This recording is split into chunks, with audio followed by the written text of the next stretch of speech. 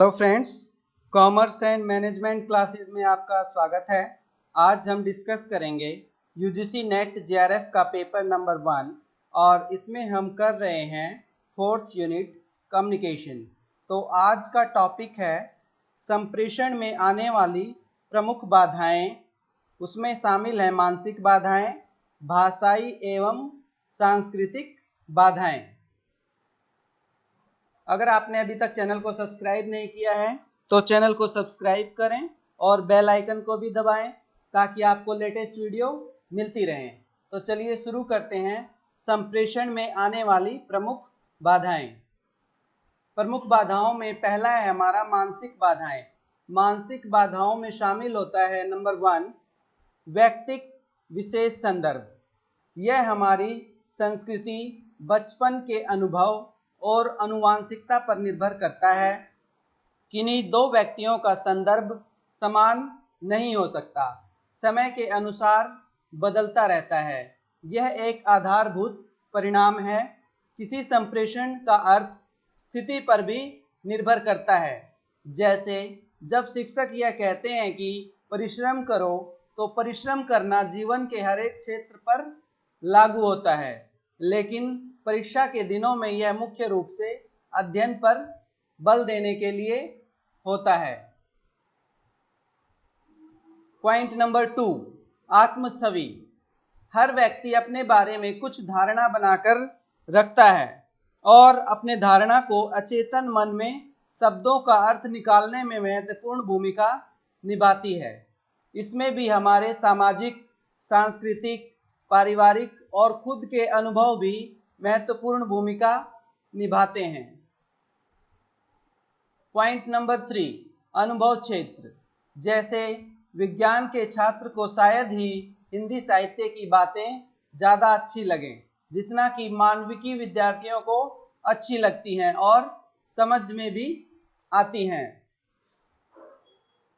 Point number 4 संज्ञानात्मक मतभेद। संज्ञानात्मक को हम ज्ञान संबंधी भी कहते हैं। यदि हमारी सोच या ज्ञान में कोई मतभेद हो तो उसको संज्ञानात्मक मतभेद कहा जाता है। जैसे एक शरारती छात्र रैगिंग के विरुद्ध पोस्टर के अर्थ एवं उद्देश्य को अच्छी तरह से समझ लेता है, चाहे उसकी प्रतिक्रिया उतनी अनुकूल नहीं होती। पॉइंट नंबर 5 मानसिक डर। जो व्यक्ति डरा सहमा रहता है वह किसी भी संप्रेषण संदेश की प्रतिक्रिया में शीघ्र ही बचाव की मुद्रा में आ जाएगा और संदेश का सही अर्थ नहीं ले पाएगा। जैसे यदि एक शिक्षक कक्षा में यह पूछ ले कि शरारत किसने की, तो एक निर्दोष छात्र यह कह देता है कि शरारत उसने नहीं की और शक के घेरे में आ जाता है। पॉइंट नंबर 6 चयनात्मक धारणा। जैसे कि एक शिक्षक किसी छात्र के बारे में पॉजिटिव राय रखता है, लेकिन वह छात्र खराब प्रदर्शन करता रहे तो शिक्षक उसके बारे में फिर भी अच्छा सोचता है, उसकी गलतियों को नज़रअंदाज करता है और हम यह कहेंगे कि शिक्षक चयनात्मक धारणा से ग्रसित है। निस्पंदन। इसका अर्थ है कि सूचना में जोड़ तोड़ करके उसको प्राप्तकर्ता के अनुकूल बनाना, लेकिन इस प्रक्रिया में मूल संदेश में छिपा अर्थ ही बदल जाता है। इसे ग्रेप वाइन भी कहते हैं। फिर है उसके बाद पार्ट बी भाषाई एवं सांस्कृतिक बाधाएं। नंबर 1 अर्थ संबंधी बाधाएं।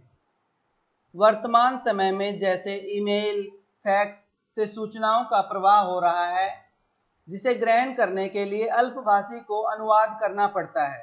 कई बार गलत अनुवाद होने की स्थिति में सूचना का वास्तविक अर्थ परिवर्तित हो जाता है।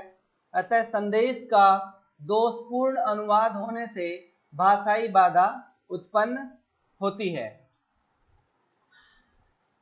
पॉइंट नंबर 2 उच्च प्रसंग एवं या निम्न प्रसंग। जब हम कोई बात करते हैं तो लंबी चौड़ी भूमिका बनाते हैं। उदाहरण के लिए भारत, सऊदी अरब, जापान, यह सभी एशिया के देश हैं। और यदि हम सीधे मुद्दे पर बात करें तो उसको एक अनुबंध का रूप दे देते हैं, उसे निम्न संदर्भ कहते हैं।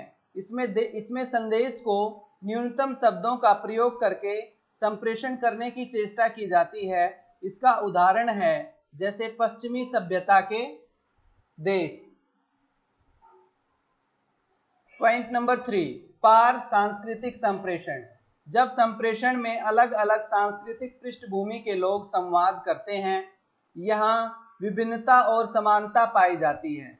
वह लोग आपस में कैसे संवाद करते हैं, कैसे एक दूसरे की संस्कृति को समझते हैं आदि का अध्ययन किया जाता है, तो उसको पार सांस्कृतिक संप्रेषण कहा जाता है। पॉइंट नंबर 4, भाषा का अल्प ज्ञान होना। ऐसा जरूरी नहीं है कि हर व्यक्ति को सभी भाषाओं का ज्ञान हो, परंतु भाषाओं का अल्प ज्ञान होने से भी संप्रेषण में बाधा उत्पन्न होती है। नंबर 5, सांस्कृतिक विभिन्नता। हम विभिन्न संस्कृतियों के मूल्यों, मान्यताओं और आकांक्षाओं आदि के रहस्य को समझते हैं। भारतीय संस्कृति में रुक जाने के लिए संदेश के लिए लाल रंग का प्रयोग किया जाता है, लेकिन दक्षिण कोरिया में इस उद्देश्य के लिए सफेद रंग का प्रयोग किया जाता है। पॉइंट नंबर 6, तकनीकी भाषा का ज्ञान न होना। कई बार लोग अपनी तकनीकी भाषा में संदेश संप्रेषित करते हैं जो कि आम लोगों को समझ में नहीं आता, जिससे संप्रेषण के दौरान बाधा उत्पन्न होती है। इस वीडियो में इतना ही। आप इस वीडियो को लाइक करें, चैनल को सब्सक्राइब करें। Thank you.